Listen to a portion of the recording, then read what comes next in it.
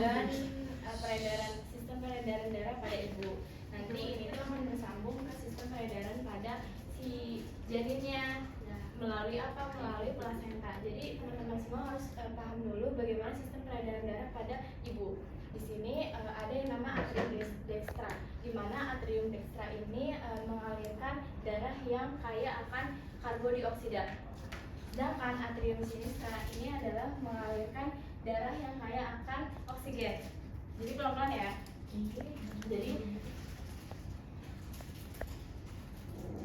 Jadi Coba sebutin dulu bagian jantung ada berapa bagian? Ada apa? Ada ventrikel, ada jantung itu ada atrium. Atrium itu atrium dextra. Dextra mana atrium? Atrium dextra ini. Atrium ada 4 kotak. Ada atrium, ada ventrikel. Ada 4 kotak. Ada 4 ruangan. Ada ventrikel. Jadi ada 4 ruangan yang dimana atrium dextra itu berarti atrium kanan, sedangkan sinistra itu berarti kiri ya teman-teman. Di sini ketika dimulai dari ini dulu ya, dari pembuluh darah bersih dulu. Pembuluh darah bersih itu keluar nih ketika adanya kontraksi, ketika ada relaksasi.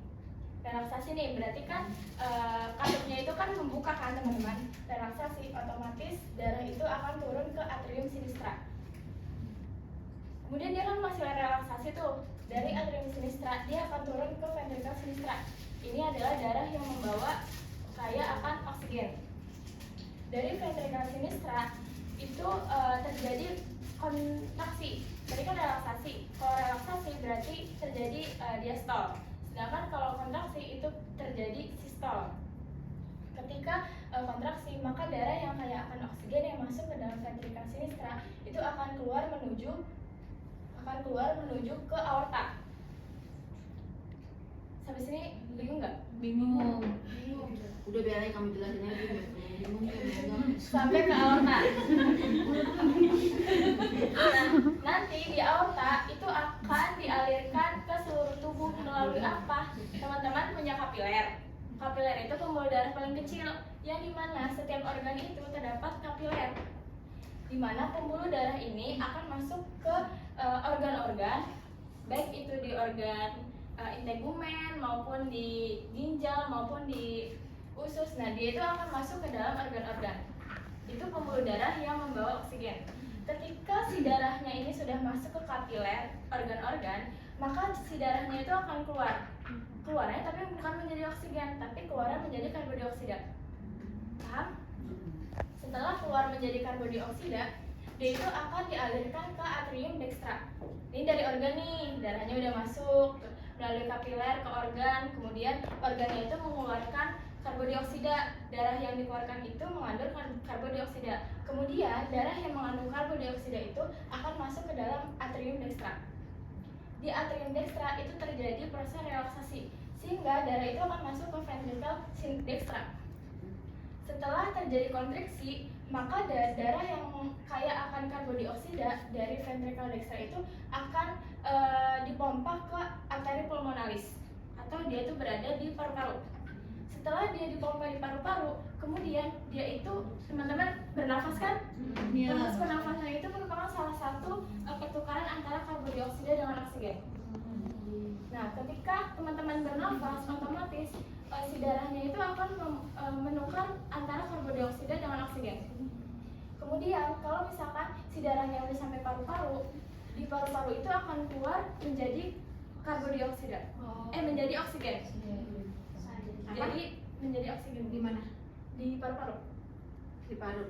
Darah melepaskan CO2 di paru-paru dan mengikat oksigen sehingga darahnya teroksigenasi. Jadi bagus lagi di paru-paru itu. Gitu ya teman-teman. Jadi pada saat kita bernafas, membuang itu membuang karbon dioksida dari paru-paru. Nah, terus kemudian bagaimana kok bisa sih plasenta itu bagaimana kok bisa sih ibu itu mengirimkan oksigen melalui plasenta dari janin? Sebenarnya teman-teman semua harus tahu anatominya terlebih dahulu biar supaya nggak ngambang gitu. Jadi Jadi pada ibu itu kita sebut dia itu memiliki arteris spinalis. Ya.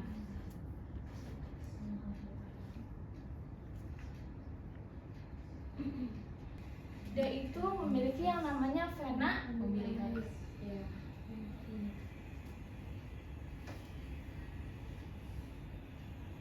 Tapi sebelum kita masuk ke dalam vena umbilicalis, di plasenta itu gini bentuknya.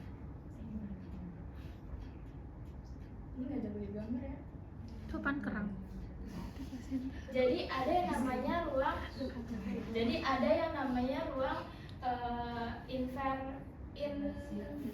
interfili. Di sini namanya ruang interfili nih. Ini ruang interfili. Nah, ruangan ini ketika si arteris spinalis ini sudah sampai ke ruangan interfili, dia tuh nyambung nanti. Sudah sampai ke ruangan interfili. Nah, di ruangan interfili ini kayak tempat buat nampung sementara darah ibu yang kaya akan oksigen di ruang interfili. Sedangkan janin itu mempunyai vena umbilicalis. Sebelum dia masuk ke vena umbilicalis, janin itu sebelum dari vena umbilicalis itu ada yang namanya fili coronalis. Coriolis. Oh iya nggak sih? Pokoknya fili.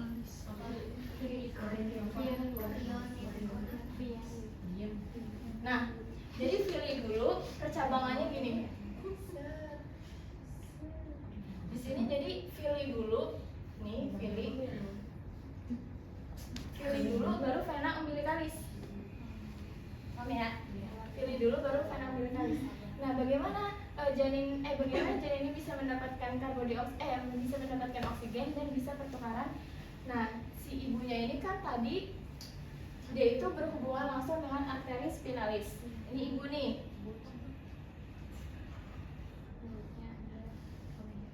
Yang dimana arteris spinalis ini pembuluh darah yang kaya akan oksigen. Jangan sampai lupa ya. Ketika si arteris spinalis ini membawa darah, kemudian dia masuk dan bermuara terlebih dahulu di fili interfili. Nah, tapi ketika dia memasuki atau pertukaran antara oksigen dengan karbon dioksida itu harus melewati beberapa lapisan dulu. Nah, teman-teman harus tahu di sini ini ada ruang yang namanya interfili, kemudian ini ada yang namanya Trombosis. tromboblas. Iya, Tromboblas. tahu kan? Jadi ini ketika kita proses Obat bengkak. tromboblas itu kan ada zona parusel dulu, terus ada tromboblas, ada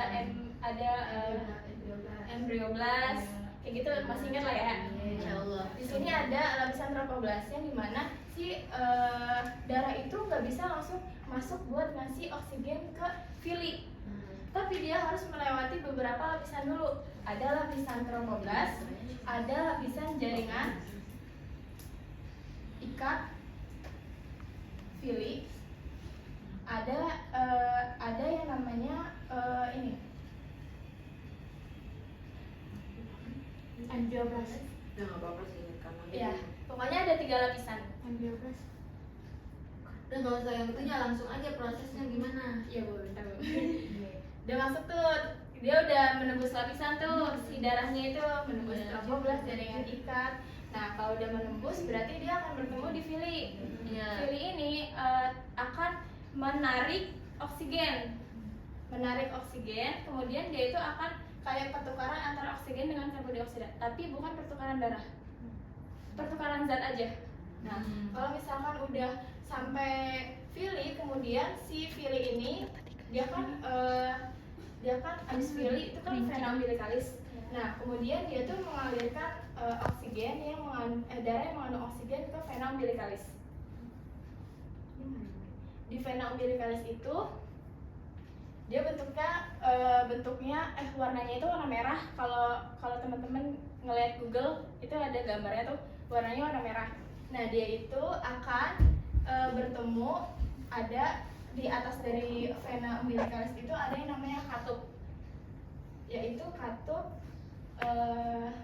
venosus aranti. Katup venosus aranti ini adalah suatu katup yang menghubungkan antara vena umbilicalis dengan vena cava inferior. Nah, vena cava inferior itu sama membawa darah, tapi dia itu nggak kaya akan oksigen. Yang kaya akan oksigen itu vena umbilicalis. Ketika mereka sudah bertemu di ductus venosus aranti, kemudian dia itu akan bergabung, kayak menyatu gitu. Setelah menyatu, di sini pertanyaannya apakah darahnya tetap mengandung oksigen? Darahnya akan tetap mengandung oksigen, sehingga oksigennya itu akan menjadi seimbang. Ketika dia sudah masuk ke ketika si darahnya itu sudah ada di ductus venosus aranti, kemudian si darahnya itu akan dialirkan ke atrium dextra. Di atrium dextra ini ada dua aliran, ada yang mengalir ke ventricle dextra, ada yang mengalir ke atrium sinistra. Tapi kalau dia tuh mengalir ke atrium sinistra, itu harus melewati namanya foramen ovale. Nah, ketika si darahnya itu masuk, kita bahas satu-satu ya. Ketika darahnya masuk ke atrium dextra, kemudian darah itu akan dialirkan ke ventricle dextra. Ketika sudah ke ventricle dextra, kemudian darahnya itu akan dikirimkan ke aorta pulmonalis. Karena aorta pulmonalis ini, paru-paru ini belum berfungsi secara sempurna, maka terjadi suatu penekanan pada aliran darah yang ada di atrium dextra. Penekanan, kemudian dia itu akan mengalir ke ductus arteriosus botali. Itu kayak ada suatu ductus nanti di sini. Nah, ketika si dia bahasa satu ya, ini udah clear ya. Nah, ketika si atrium dextranya ini mengalirkan darah ke atrium sinistra, kemudian atrium sinistra ini akan mengirimkan atrium sinistra, kemudian darah ini akan masuk ke ventricle sinistra. Dari ventricle sinistra akan dikirimkan ke aorta. Nah, dari aorta itu mereka tuh akan diperintahkan untuk turun ke katup arterius botali, yang dimana katup ini akan mengalirkan secara langsung untuk menuju ke plasenta ibu kembali. Nah,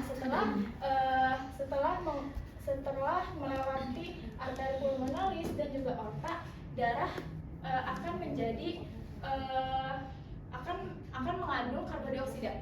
Jadi bukan oksigen lagi, tapi karbodioksida. Nah, kalau misalkan dia udah sampai nih, dua-duanya udah bertemu di ductus arterius botali, kemudian dia diarahkan untuk menuju ke